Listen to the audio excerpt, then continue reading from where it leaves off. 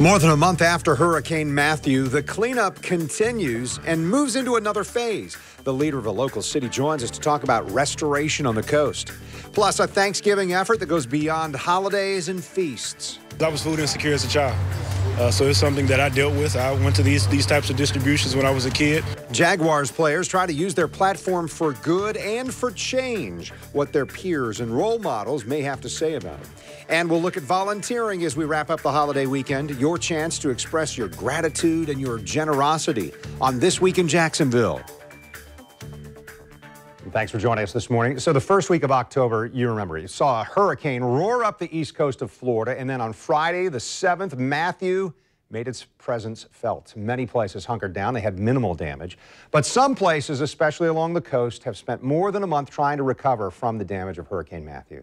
Joining us this morning, Charlie Latham, mayor of Jacksonville Beach. And first note, you've been reelected to the position, so congratulations. But right there, the final month of a campaign and a natural disaster strikes, that made the priorities pretty clear, didn't it? Well, the priority was very clear, and it was a good distraction, to be honest with you. But the city was prepared as best we could be and responded very well, so I'm very proud. Mayor, where do things stand, I guess, in light of this and talking about storm restoration? We know that we said, hey, it could have been much worse, but it was bad enough, especially in Jacksonville Beach. It was, Kent. We were very fortunate. 2 hours before the storm hit, we got a little bit of a wobble that took the storm a little bit away from us. If it had hit us directly, it would have been a lot worse. But we had about 2 or 3 neighborhoods where a substantial amount of homeowners flooded up to 5 feet.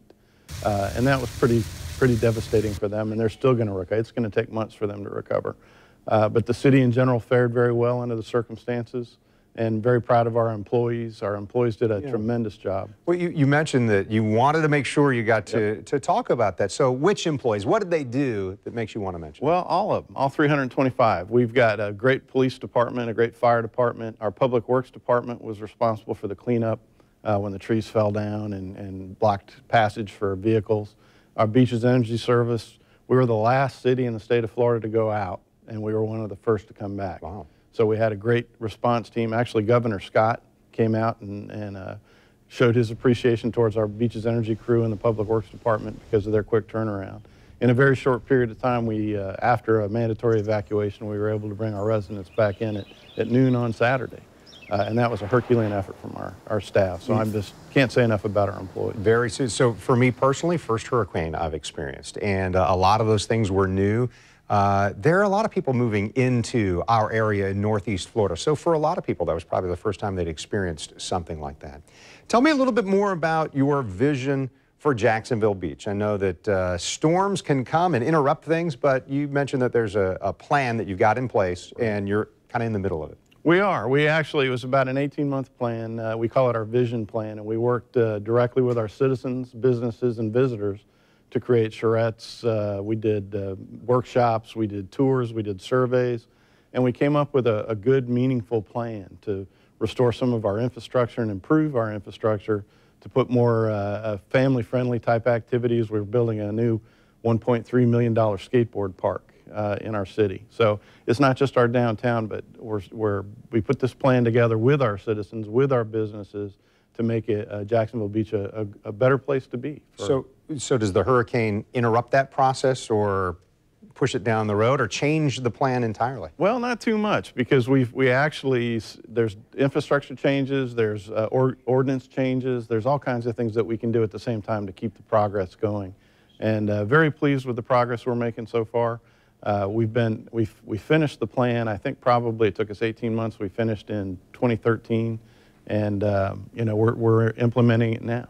So we're very excited about the progress. We're very excited about what it's going to do to our city in general. It's going to make it much more family-friendly, enjoyable for visitors as well. Yeah. So Duval County, consolidated government, and then we've got some beaches, municipalities as well. That plays into what's happening with Jacksonville Beach Pier. Right. Where does that stand? It was seriously damaged by Hurricane Matthew, and is it a priority to get that repaired? It's our #2 priority. Our #1 priority is our dune restoration, and we can talk a little bit about that if you'd like to as well. But the pier is actually it's owned by the city of Jacksonville. Right. We built the last 350 feet, and ironically, it was the last 350 feet that disappeared during the storm.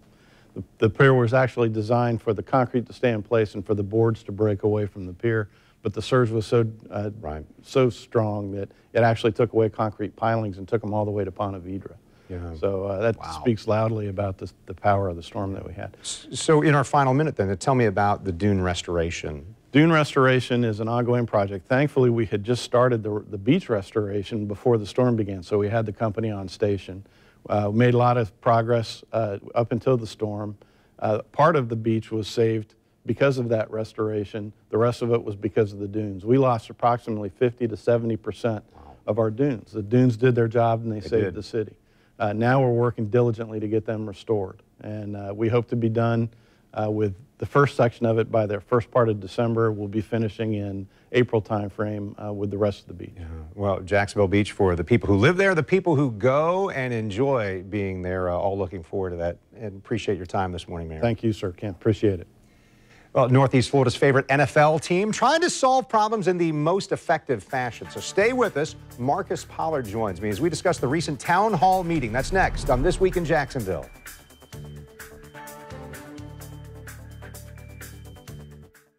At the Hyundai Black Friday sales event, it's the season to save on your favorite Hyundai. For a limited time, you'll find huge deals on every new Hyundai. Save on the Sonata, the Elantra, the Tucson, and the Santa Fe Sport. Plus, every Hyundai is backed by America's best warranty. This season of big savings won't last, so visit your Hyundai dealer today. Better is the reason to buy Hyundai. The Black Friday sales event is the reason to buy now. Get the Sonata for 0% APR or get up to $5,000 in total savings. Hurry in for the final days to get Black Friday savings. There's no place like Jacksonville. I grew up here, I raised my kids here, and now I'm looking after my folks here. And well, I could use a hand. Hey, we hear you. It's why AARP is supporting family caregivers like you with free tools and resources. And since caregivers need care too, we're connecting with you at fun, free events like movie screenings.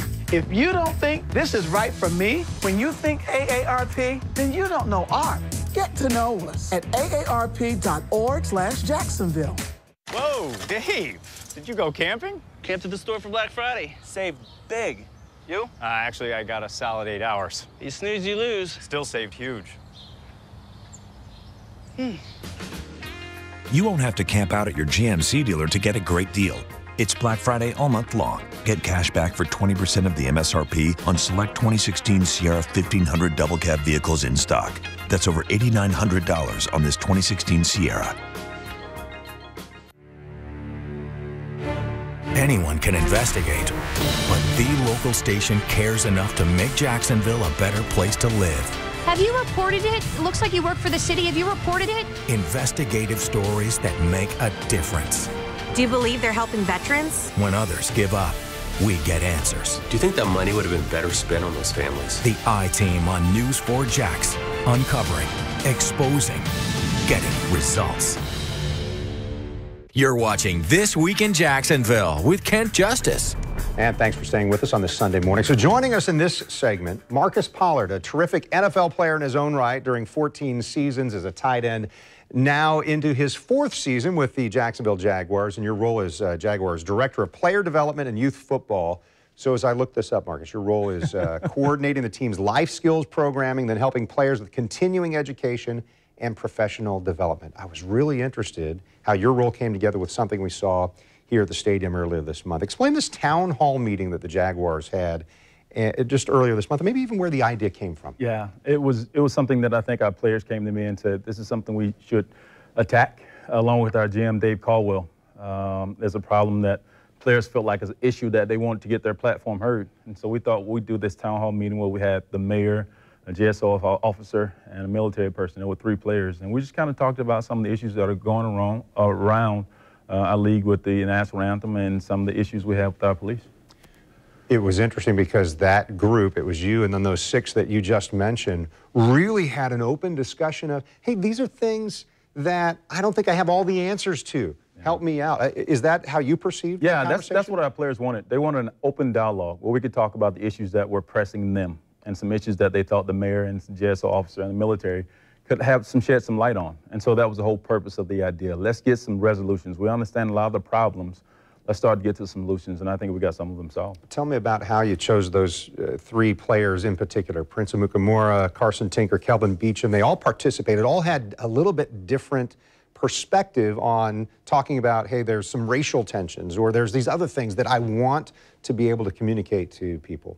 Yeah, selecting those guys was a tedious task. There are a lot of guys that wanted to be on the panel, but we chose those 3 guys because we thought they would be the most objective, but still found a way to get their voice heard and the issues out there without causing a big stink. We didn't want a situation where we were going to be really digging deep into wounds, but we wanted to scratch the surface enough where we could talk about some of the issues, but get to resolutions was the most important thing. I admired your role. I do that moderating thing on the political realm. Well, you were moderating a little bit too. Hey, I want to make sure that this question comes to the mayor or this particular player. What are some of the things that you heard that stand out that were really important to hear in that town hall? Yeah, I thought Kelvin did a really good job talking about some of the issues that, he felt personally about.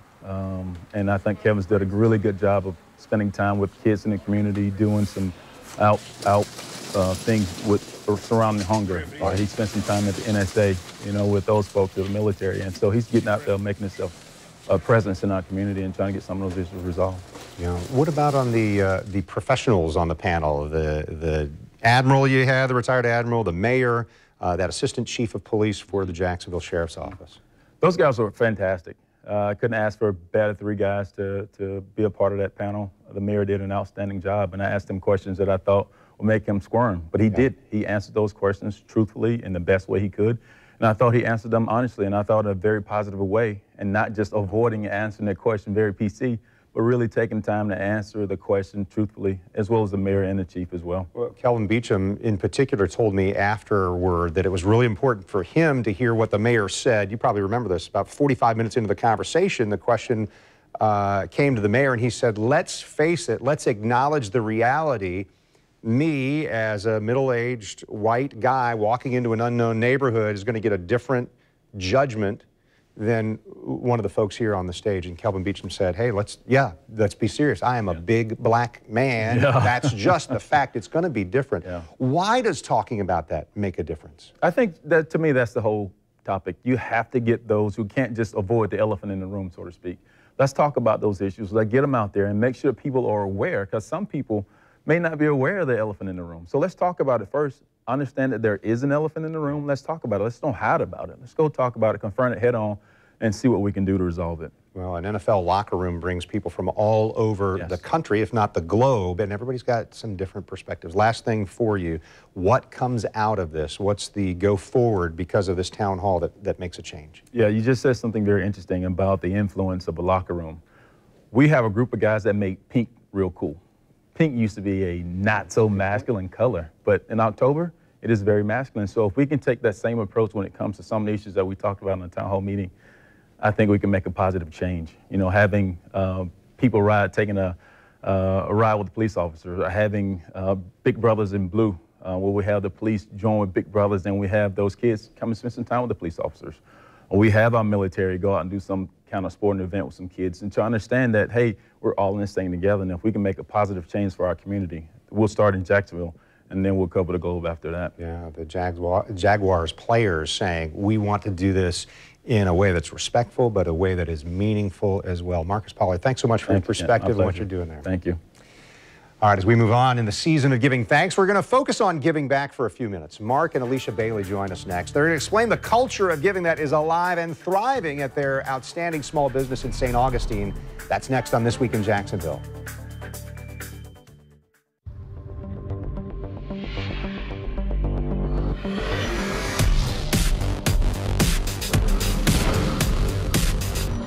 Something new has arrived. Uniquely designed for the driven. Introducing the first ever Infiniti QX30 crossover. Lease the first ever Infiniti QX30 for $299 a month. Visit your local Infiniti retailer. Saturday, December 3rd, come to the Phase 1 closeout sale at Odom Ranch and take advantage of incredible savings on gorgeous Florida properties. Get your pristine 10-acre home site on sale for only $69.9. That's right, on prime Florida acreage at below market closeout pricing with 10 big, bold, beautiful acres for just $69.9. You won't find land of this caliber and size convenient to Jacksonville for less. Hurry out. These premier Florida acreages will sell quickly. Call now, 866-352-2249.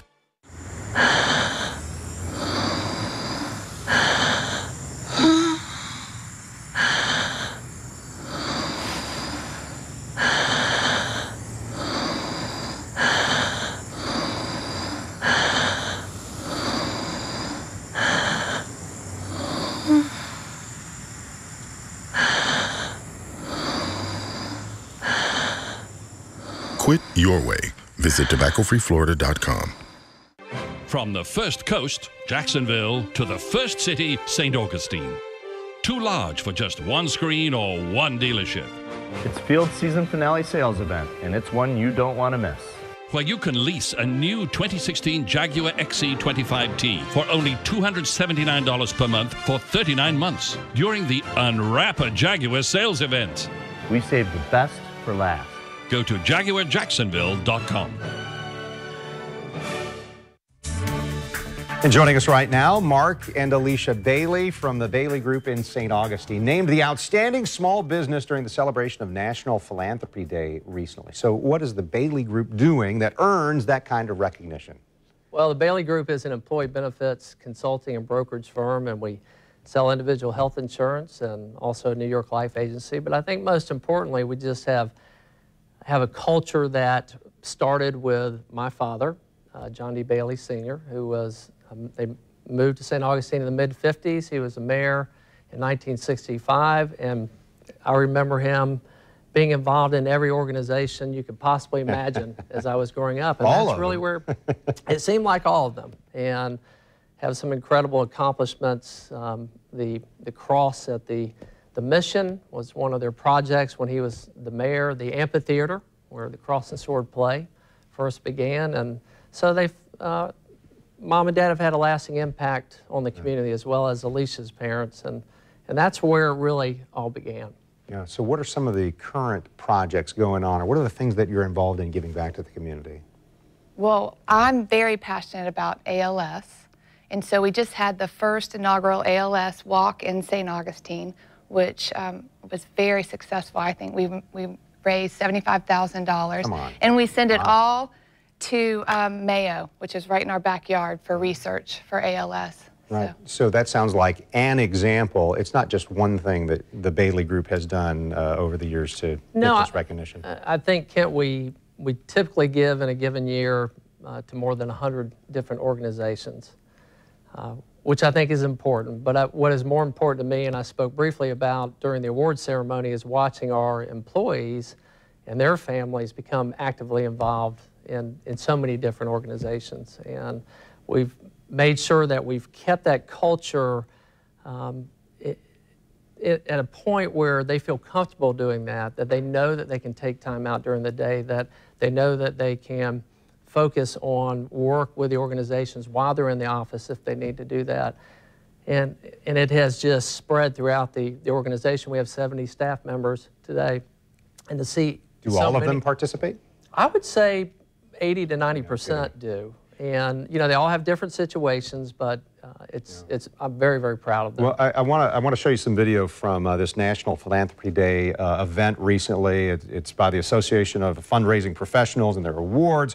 Winners include Arlington Rotary Club, Anactus, Flagler College, Richard Sosiski, Stanton Caddo, Florida Blue, Petway Family Foundation, David and Linda Stein, Bob Shercliffe, and the Bailey Group, as we're talking about right here.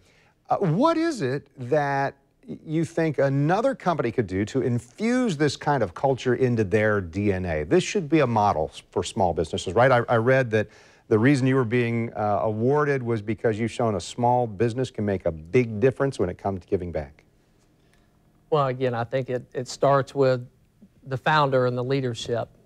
If Alicia and I are not actively involved in the community, they don't see that we are giving as much as we possibly can, then you can't expect your associates to do that. So certainly that's where it starts. And then just having that environment that we're proud of that. And we want to make sure that we support. When I get so many requests from our associates who are involved in different organizations for us to help them, and hopefully we do every time we're requested. And we don't just give, we make sure that we, when we can, that we attend every event, that we're active, that we're there, that we're you know, enthusiastic about what they're trying. And not to that writing a check is a bad thing, but you're not just writing a check. You're getting out there and being involved. So, Alicia, Mark, let me have you be the last word on this. Yes, go ahead. He is a great leader. He sees a need. He motivates his team. His team loves him so much, they're willing to follow him. And he's like, let's go, let's help. Hurricane Matthew, he's like, let's go. He didn't know really where we were going to end up, but we ended up right in Davis Shores, helping as many families as we could. And we had the whole Bailey group right behind him. So I feel it's very inspirational. Well, I appreciate it. I was inspired hearing your story there at the awards dinner. So thank you so much for your time. Appreciate it. And go do some more good, right? Thank you. Thank you very much. Appreciate that. Well, I've got no doubt that you've heard some things that have inspired you. So you want to put that newfound passion to good use? A way to connect with volunteering and the way Channel 4 is getting involved too. That's next on This Week in Jacksonville. Stay with us. Could you have fibroids and not know? I was just having these bad cramps. Reality star Toya Wright opens up. It's just getting worse. The quiz to determine if you're at risk. All New Oz. Monday at 4 on Channel 4. Shop extended Black Friday deals at Men's Warehouse and buy one, get one free store-wide. Suits are $169.99. Non-iron dress shirts are 3 for $99.99. And 100% merino wool sweaters are just $39.99. Happy holidays from Men's Warehouse. This is my everyday. Up early, rush to get ready, wake her up for school, catch the bus to put in a full day here, get home in time for dinner and her homework, then off to bed, so I can do it again tomorrow. Choosing my M Better health plan helps me focus on my health, see my doctor, get my flu shot, and earn rewards. I'm making better choices to be a better me. Better is an even better me.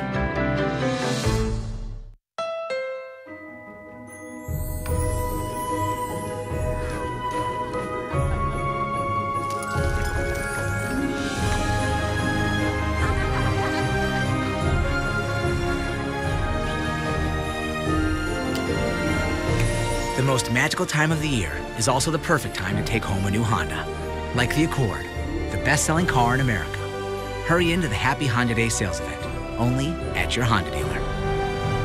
Shop extended Black Friday deals at Men's Warehouse and buy one, get one free store-wide. Suits are $169.99. Non-iron dress shirts are 3 for $99.99. And 100% merino wool sweaters are just $39.99. Happy holidays from Men's Warehouse. What's really in your pet food? Tastes like chicken. You think you're feeding your dog cuts of real chicken and beef, but are you? What's really inside the food you give your dog? Next Inside Edition. Monday at 7:30 on Channel 4. You're watching This Week in Jacksonville on Channel 4. Northeast Florida has a well-earned reputation for giving back in the community. So let's talk about putting your good feelings into action and getting connected to important causes. Leanne Daddario joining us right now, the Chief Executive for Hands On Jacksonville. Now, we describe Hands On Jacks as the premier volunteering organization in the area. Leanne, why don't you explain how Hands On Jacksonville connects volunteers? Well, we have 125 nonprofit partners, and they post all their volunteer opportunities on our website. So an individual can go and they can search it by a keyword, by a date, by a specific organization that they, want to be involved with, and they can find tons of opportunities every day listed. So here are the opportunities, here are the chances to put your good feelings to use. And I want to tell you that we're excited because Channel 4 is partnering with Hands On Jacksonville this Tuesday. We're going to host a phone bank and then give you an easy way to sign up as a volunteer. That also includes making a pledge on how you're going to volunteer, right? Yeah, we are thrilled to be doing this with you guys for the second year. It was unbelievably successful last year. In a couple of hours, we got the community to pledge over 80,000 hours. This year, our goal is 100,000 hours. We've been talking with corporations and individuals, and so they call in and tell us the amazing things that they're going to do for the coming year. The other thing is it's happening in conjunction with Giving Tuesday, which is national, and so people are kind of in that holiday spirit, and I encourage the audience to give of their time, not just their dollars. Yeah, so you can see it on the screen. This Tuesday, 5 to 7 p.m., you'll be able to call in and you'll get more information when you tune into Channel 4 then. Let me talk about one of those things that we see, the Martin Luther King Day of Service. We did this last year, and this was awesome. Something Hands on Jacksonville doing again this year? Absolutely. So we partner with Wells Fargo, United Way, and Hands on Jacksonville. There will probably be 20 different projects all over the city. What kind of projects? We're seeing some video at schools, painting a locker, that kind of thing, right? All different things. So last year we did elderly, we did environmental projects, we did educational, we did landscaping projects. They all have a different theme, and we use about 1,000 volunteers. Wow. It's a very cool day of service. Yeah, and there's a momentum that happens when you're surrounded by other volunteers who are saying, this might not be my full-time job, but this is what I'm doing today. You know, not taking a day off, taking a day on, right? I always say service unites, and that's really the truth. So regardless of the person that's next to you on the right or the left, what they do for a job, who they are, you know, in the community, service unites under that great band. Unity is a good thing in this a time, very good isn't thing. it? So let's also talk about something else. A visit from St. Nicholas is coming up, and just this past week we saw the big backpacking event. Explain this, we'll show some video, but this is where volunteers are getting involved also. Absolutely. So we had a couple hundred volunteers, corporate volunteers, pack backpacks with health and wellness items, books, and toys for 5,000 kids. And so we've been doing this almost 14 years. And we will deliver all of these backpacks first Friday in December. They go to Title I elementary children, so there is a real need there. Most of those children do not have books in their own home, and it's a great community effort that we've been doing a long time. It's one of the best things we do. Last two things here I want to show just on screen. You got a new campaign that says, what can hands do, or what can your hands do? And I love the hand models here in this photo we're going to show you in a second. It's a question that we're going to continue asking when we do that phone bank. And then the last thing I just wanted to point out, we've got an event coming up, Wine on the River. Tell me about that. Oh, this is cool. So this is December 10th down at Friendship Fountain. There will be over 60 different wines. You will get a passport book, and you can come and wine taste. It's from 3 to 7, so the city starts to light up at about 6. The weather's getting cooler. Who doesn't want to partake in a little bit of festive good wine? And it's really fun. All right, so we've got some info there on your screen. We'll have some online as well if you want to get connected there on December 10th. Absolutely. Hands on Jacksonville, the way to get involved with volunteering. Leanne, I appreciate the time. Thank you for having me.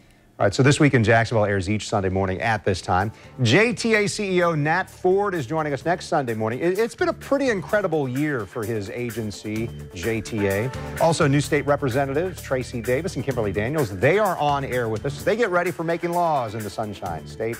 New lawmakers. I'm Kent Justice. Thanks for watching. You can see us on air on Channel 4 and online at news4jax.com.